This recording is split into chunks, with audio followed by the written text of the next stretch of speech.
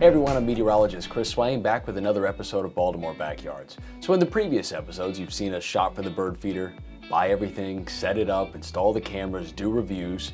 We finally put it all to the test. And I'm happy to say that I've had a lot more success than I thought we would here. We're in a pretty urban environment, but these feeders are a testament that these animals need these as pit stops, especially during the winter. We're going into some of the harshest months for wild animals.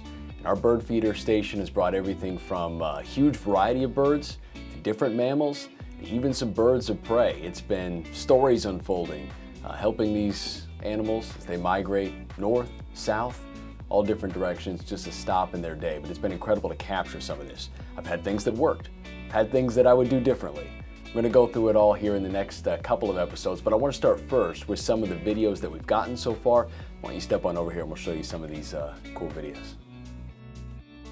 So I want to start with a video of some of the first birds that we saw. So at the bottom of the screen there, you can see a couple of those dark birds, and you're going to see me pause this and play it again. This is a screen recording from one of the camera systems we use. But these are dark-eyed juncos.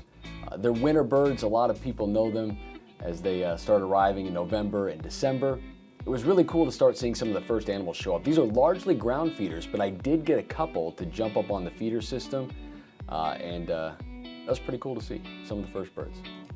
Now this is our tube feeder. This one's been really popular with the house sparrows. They're actually an invasive species. That's the one on the left. The one that's revealed when it spins around, right there, that's kind of feisty. It's called a Carolina wren. It's a favorite for a lot of people. They got big personalities for such a little bird. They have a huge, powerful song. They're really fun to see. They're very territorial. They kind of protect their food source, but they've loved this tube feeder. You've seen some of our mammals there on the right. That squirrel jump up and get a drink of water. There's been so many different species of bird and animals show up, even another squirrel there popping into frame.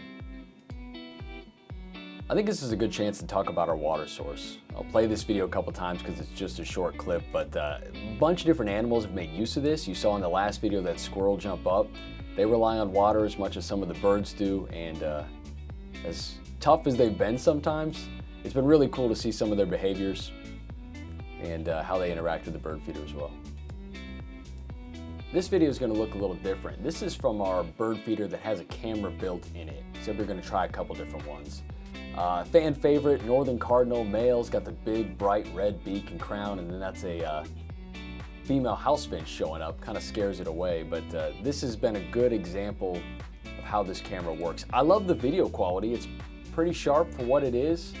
Motion detection had a couple of false fires, but it's been pretty good. It's just been nice to see a different variety, and of course the northern cardinal everybody loves. And you kind of just see the competitiveness of this too, with that house finch showing up. Some of the bigger birds will push off some of the smaller birds. It's still a competitive thing as they jockey for control of the feeder system, because whoever has it gets to eat.